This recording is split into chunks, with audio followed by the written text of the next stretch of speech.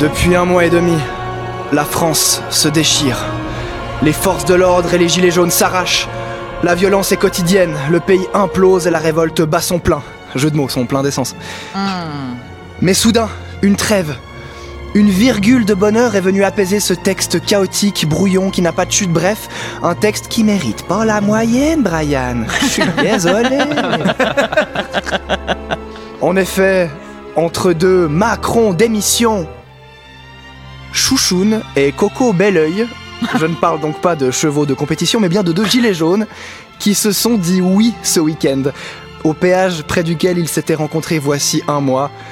Nous sommes le 12 décembre 2018, journée mondiale de... Ok. Alors j'imagine qu'il faudra quand même rendre cette union officielle auprès d'une mairie pour qu'elle soit reconnue aux yeux de l'État, mais le décor est quand même incroyable. Une femme, un homme, une mairesse à perruque bleu, blanc, rouge, 4 témoins et une 50aine d'invités, presque tous vêtus de gilets jaunes. Tout ce peuple présent à un péage à Séméac, dans le département des Hautes-Pyrénées. Je crois que le scénario du prochain film de Danny Boone est tout trouvé. Les 2 gilets jaunes en question ont fait connaissance au début des manifestations. Ils ont pas perdu leur temps, hein. Sacré coup de foudre quand même. Ce que je me suis dit, c'est ce qu'a dit justement le mec au moment de faire sa demande, en admettant que c'est lui qui l'ait faite évidemment. Ça devait être romantique.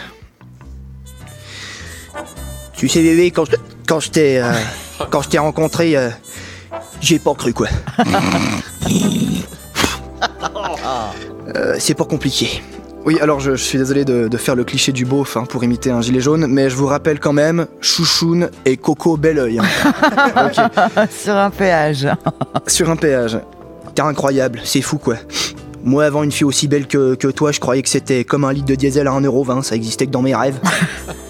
C'est tout pour moi, t'es mes 10 paquets de PQ en action, t'es une augmentation du coût de la vie à 0%, quoi. T'es mon best-of de Johnny en version remasterisée, quoi, y a pas à chier. Donc voilà. On s'épouse ou quoi? La cérémonie devait être belle aussi. Paisible, douce. Bref, tout ce qu'un péage et ses routes voisines laissent imaginer. Si nous sommes réunis en ce jour si spécial, c'est pour célébrer l'union de 2 êtres complices qui s'aiment, qui se respectent et luttent pour les mêmes droits et idéologies. Les mêmes droits et idéologies, je disais. Et... Bon allez, c'est chiant là, on va abréger. Que celui ou celle qui s'oppose à ce truc-là parle maintenant ou se taise à jamais. Se taise à jamais. Bon, pour une fois les gilets, je vous propose de pas ouvrir votre gueule, hein. Donc pour les pouvoirs que j'ai pas, je vous déclare mari et femme, voilà. Les traditionnels échanges d'alliances ont ensuite suivi, puis le lancer de riz en action, j'espère, parce que c'est quand même cher la vie. Et les époux sont repartis sur leur moto pour, je cite selon un article du Parisien, un voyage de noces improvisé. Putain, je me demande vraiment ce qu'ils ont fait. Disneyland, la fête foraine de Château-Renard ou celle de Saint-Juju sur Gros-Popol.